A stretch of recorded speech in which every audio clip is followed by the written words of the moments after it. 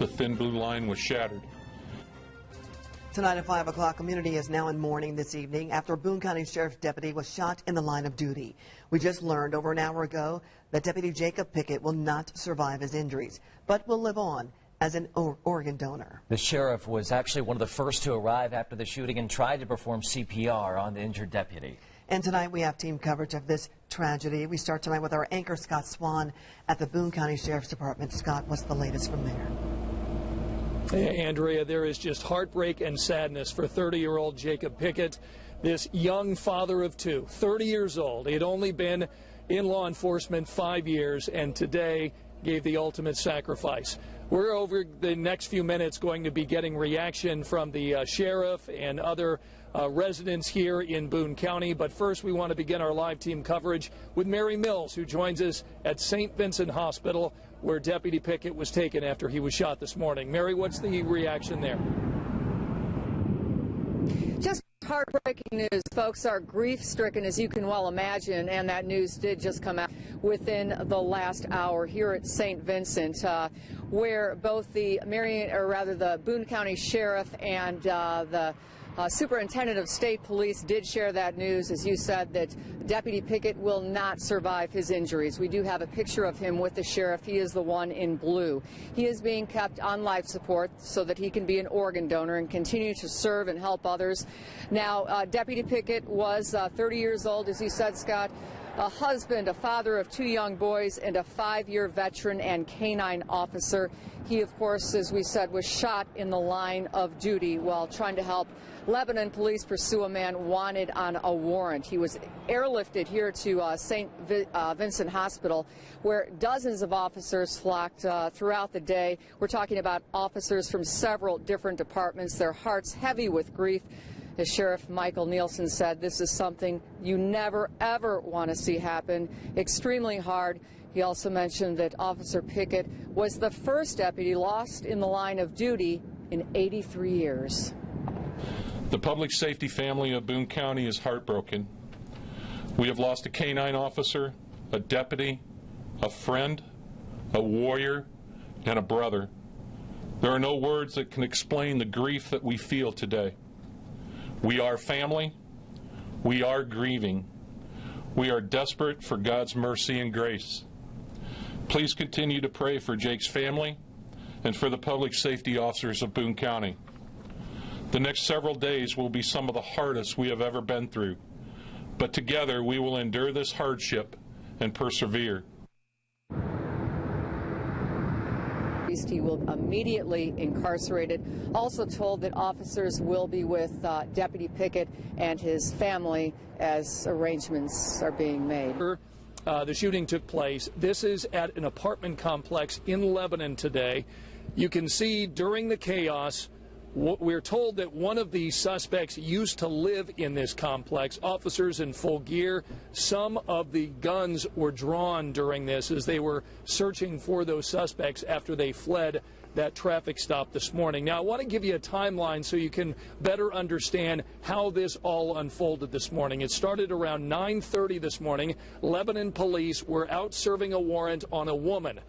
While they were trying to do that, they spotted a man who was also wanted on a warrant. That suspect fled with 2 others in a car. Lebanon police then got in their vehicle and started chasing them. That's when Deputy Jacob Pickett joined the chase. At 9:39, 7 minutes after it all started, a car stopped on Indian Springs Road and the suspects ran off. One suspect was wounded by Lebanon police. A second suspect fled on foot but was eventually arrested. And a third suspect was arrested after another car chase on I-65. At that point, Deputy Pickett had already been shot and he was being airlifted to St. Vincent Hospital. Eyewitness News reporter Kevin Rader has been on the scene all day. He joins us live to continue our team coverage. Kevin, what has this been like for you covering this today? Scott, it's happened too often. You and I have had this discussion where we've covered this kinds of incident way too often. But this is 7 minutes that not only changes a family's life, it changes a whole community's life. 7 minutes that this community would like back, including the sheriff.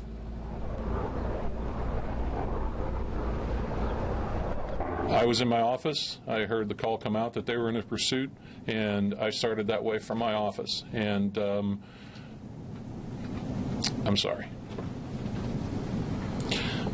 We were able to, after the shots fired, I was one of the first three officers on the scene, and the officers were administering CPR and life-saving. Scott, and that made this a little bit easier, but no less heartbreaking. Yeah, there's so much heartbreak here. We want to continue our live team coverage now. David McAnally's over at the booth. To give handshakes as the Thin Blue Line, the members of the police forces from around central Indiana start to meet here. They had been going to the sheriff's department just up the street a few blocks north here, and then the sheriff announced at his last news conference that this would be the official place to come and remember the family and the life of this police officer.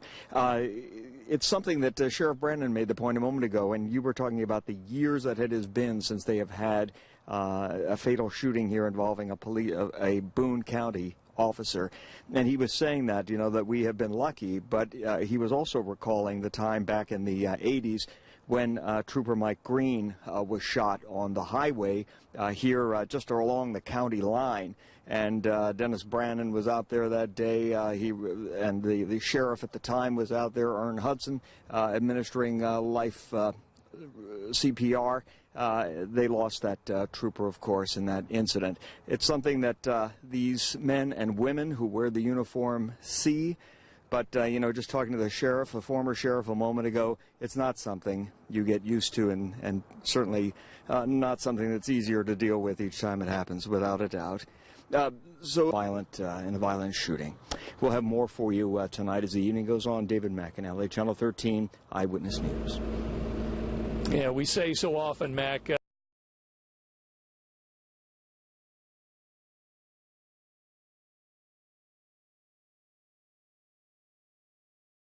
For your report, it should be noted what the people of Boone County have been going through this week. You remember earlier this week there was a high school student who was killed in a car crash at Western Boone High School, and then also this week a city councilman has died, and now this tragic shooting today. So the people of Boone County have gone through so much heartbreak throughout this week.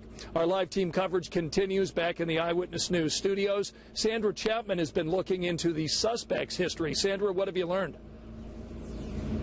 Well, Scott, the two younger suspects had outstanding warrants, and the older suspect certainly has a history with law enforcement as well. A Marion County judge issued a warrant for the alleged shooter, 21-year-old Anthony Baumgart, just last week when he failed to show up for court. He's charged with theft and criminal mischief. And we found John Baldwin, the younger Baldwin, has 3 active arrest warrants in 3 different counties. All 3 warrants were issued in January for probation violations. In Boone County, he was serving probation for unlawful possession of a syringe. In Marion County, the warrant was issued after he failed to show up for a hearing. And in Vigo County, he's wanted for violating probation and an auto theft case. In fact, Baldwin's dad, John Baldwin Sr., paid his son's bond in at least one of those cases. Now, the elder Baldwin also has a criminal history, as we said. This information certainly raises questions about whether the suspects thought police might be looking for them, but nothing suggests this would escalate into a police shooting as it did today. Just one of the things investigators will be asking in the coming days, and we'll have much more on these suspects' backgrounds and their connections to the location of today's shooting. All of that coming up at 6 o'clock. Scott, back to you. All right, Sandra, excellent work on 13 Investigates, giving us a better idea about who these suspects were today. Of course, we'll be following the legal proceedings, of course, in the weeks to come. But our hearts are really heavy tonight for this deputy's family. The fact that he leaves behind a wife and 2 young children. Their father won't be coming home tonight, and our hearts are breaking for that family tonight, and we offer our thoughts and prayers to that family this evening. We're going to continue to report live tonight from the Boone County Sheriff's Department. We'll have more coming up for you tonight throughout the next 90 minutes. But for now, I'm Scott Swan. Ben, Andrea, back to you guys.